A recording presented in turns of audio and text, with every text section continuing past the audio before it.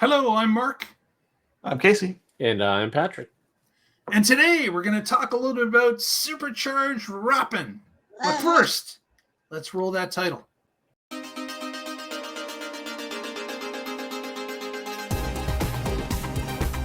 You're watching the Tesla Life Express! Hey everyone, thanks for joining us. Per usual, we've got Mr. Patrick Connor and Casey Green joining us. And today we wanted to talk a little bit about the new supercharger wraps that we've been seeing out there. And just recently, this week in fact, a new wrap has shown up on the scene. And let's share this particular wrap. Here we go. Looking at this particular wrap.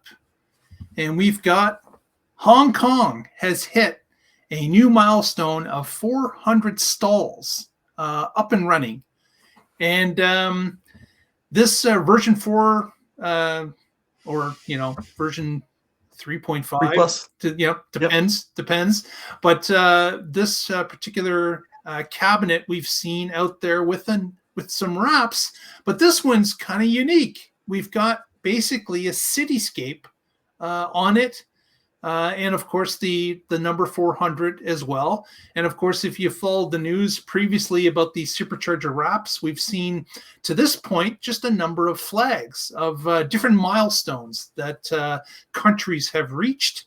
And of course, Hong Kong is no different. They're getting superchargers installed on a regular basis. But they decided to celebrate with this particular wrap. Obviously in underground parking.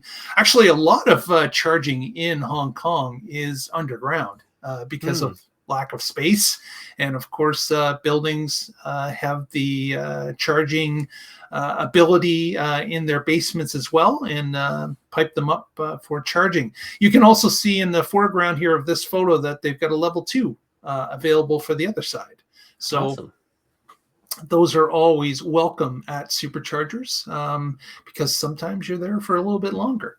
But this kind of cool design, and of course, if you notice these buildings that are on the wrap, some of them are indicative to actually Hong Kong buildings. So I don't know the names of them, but I have seen the designs actually in Hong Kong, and of course, they're depicted right here on the wrap.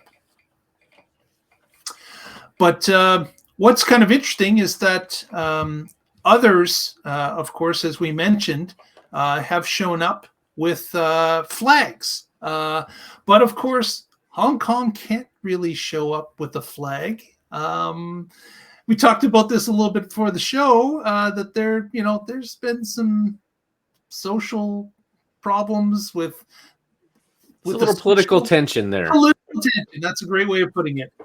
As to, of course, China taking over Hong Kong from the British. Obviously, you couldn't put a British or a Hong Kong flag that the British designed on this. You certainly, if you put a Chinese flag on this, you may upset some people that still have their allegiance to, the British rule, which is gone. Like Hong Kong was a territory that the British held for 99 years, and it was handed back peacefully to the Chinese. But of course, there's been some political unrest when it comes to the handover, and of course, the years after it. It's already happened, but there are still some issues. So they probably couldn't put a flag on it and not be offending somebody. And of course, Tesla does not want to offend customers, so they're probably deciding, you know what? Maybe we go with a completely different design when it comes to Hong Kong. And that's exactly what happened. Yeah, it makes sense. I still wonder what was going on with that lease. 99 years, that's forever. 99 years comes up eventually, doesn't it? I mean, they'd already been around for a couple hundred years by then. So like they know that's not all that long. That's right. Yep. There is the case where it will end. But in case you don't know, we've got a few different photos that we can share of the other supercharger wraps that are already out there. And there's one other supercharger that doesn't have a flag or a wrap. we'll find a photo of that, Casey. We'll talk about it. But here we are with on our our Twitter feed at the Tesla Life. If you're not connected to us already, we've even produced a hashtag Supercharger flag. You can look this up yourselves. Oh, nice. But here we've got the Finland. They've got their 250th stall. That was the most recent back in August. And then, of course, another one that's been on a supercharger for a while is the 500th stall in Denmark. And Very cool. Further, we've got another 500th stall in Austria that was in place for some time as well. And then another photo that we grab right from here is, of course, Norway, king of the EV states. Norway, of course, has at this point 2,000 stalls in place, and they got their own flag. I believe they were the first country that got a flag, so that is pretty cool. I really like the flag supercharger idea.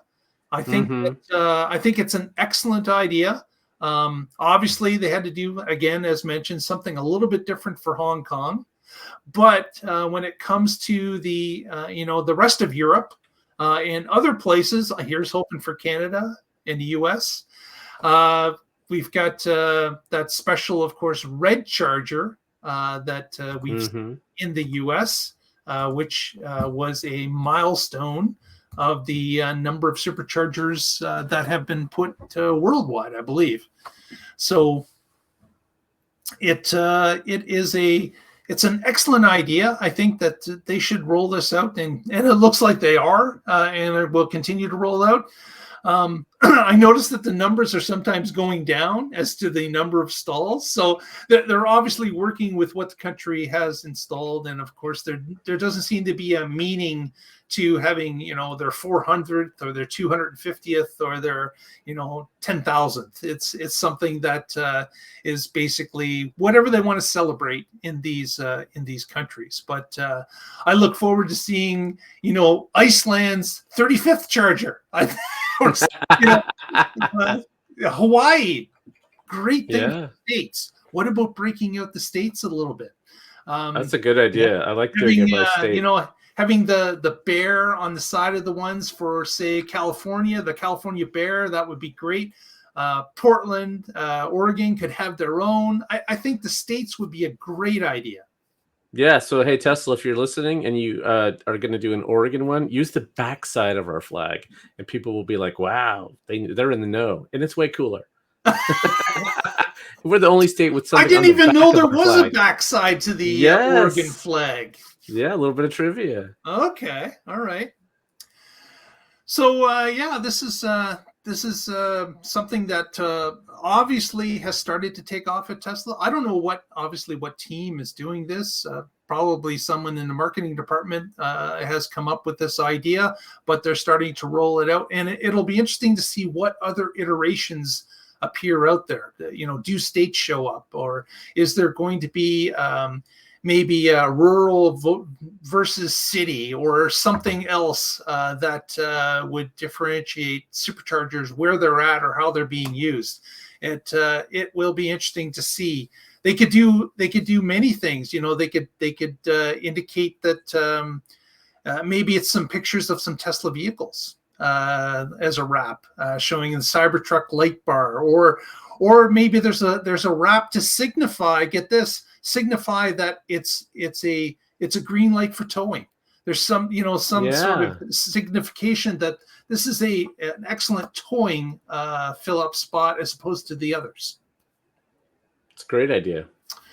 So that's a great question for our audience. What do you think they should do outside of flags? Put it in the comments. Let us know what kind of wrap that you would like to see. If it is banners or states or provinces. I'm hoping Canada gets it, but we'll see. But painting one like ours. 53 to the V4. But it'll be interesting to see as these V4s, or as Casey said, V3 pluses start to roll out, because we're starting to see the proliferation of those over the V3s. There's more and more V4s that are under construction. Canada recently just got its first, and there's a few more that are under construction. But it's great to see that the roll is starting to happen. And from one of our last stories, of course, was about how Tesla was bumping up the charging speeds of these V4 or V3 pluses. In California, our friend Tesla Tino had stumbled across one that was charging a Cybertruck at a higher speed than the 250 it was rated for. So that is something also to look forward to with the V4s or V3 pluses as time goes along. Yeah, and then we saw at the beginning of the previous Sunday chat, we saw our friend Marcus. He found a site that had V3s, and instead of ripping it out or putting another one down the road, they put a V3 Plus with the V4 dispensers right next to the V3 dispensers, which was kind of cool to look at. Right. I wonder if they're gonna do something special for the first full V4.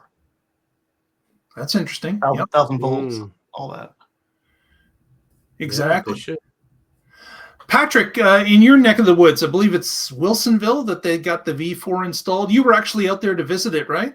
I was, yes. Yeah, that's where the first V4 near me was in Wilsonville, Oregon. And since we had just got our new Model Y a couple months before, thought I'd take it out there and try out supercharging. In fact, that's the one and only supercharging event that it's had in its 1 year of life. The opposite of Casey, who seems to supercharge a couple times a week. Casey's kind of like Tesla Tino. He's all over the southeast and eastern seaboard looking for places to charge, because, of course, pulling a trailer is no easy task on the battery. You use up a lot more juice when pulling a trailer. Yeah. What did I say? 51 to 53% of my lifetime charging has been at a supercharger post. Wow. That's quite a bit. So you're ahead on the beach buggy bingo score as you're going to supercharger to supercharger. You're on that video game, winning supercharger site after supercharger site, I'm sure. We'll see if I even get it as a legacy. That version hasn't even. Oh, I forgot you don't even have it. Oh, gosh. Just rubbing it in, Mark. I am rubbing salt in the wound. I am so sorry. I might get it because, like I said, they haven't given us the update for the summer yet because of the Hardware 3. But news is that it's starting to push, allegedly. We'll see if it's just Tesla internal or not. But the Hardware 3 FSD version 12.5.x is actively rolling out. And just a note, if you'd like to play that beach driving game, and you don't have a car that has access to it, if you have a Fire Stick from Amazon, it's on there. You can download it as an app and play the same game. No Cybertrucks, but you can play the game. With the Teslas? No Teslas. Nope. Oh, now maybe there is in the upscaled levels, but I'm at basic, so I'm just driving around in whatever vehicles they provide me with. But I have a feeling that Tesla signed their own special deal with them to get their cars involved in it. Makes sense. For sure. Yeah, Tesla just had dollars. Yeah, I don't know how the promotion worked, but they just had Cybertrucks in Rocket League. The latest season of Rocket League. Ah, okay. Yeah, So another pretty game. Cool to see those. Yep. Very cool. Well, with that, how about some shout outs? Casey, what do you got for us? All right. Come back on Wednesday to catch us on the Tesla Life Live. That's coming up just in a couple days. We'll be here. Patrick, anything from you this week? Sure. As always, I'm with the Oregon Electric Vehicle Association, and I blog occasionally at carswithcords.net, where I write about my future free from fossil fuels. Boom. Thanks. Thank you so much. With that, we'd like to thank Lee Moon for the music we use every week. And with that, we will see you next time and find out together what's happening in the Tesla Life.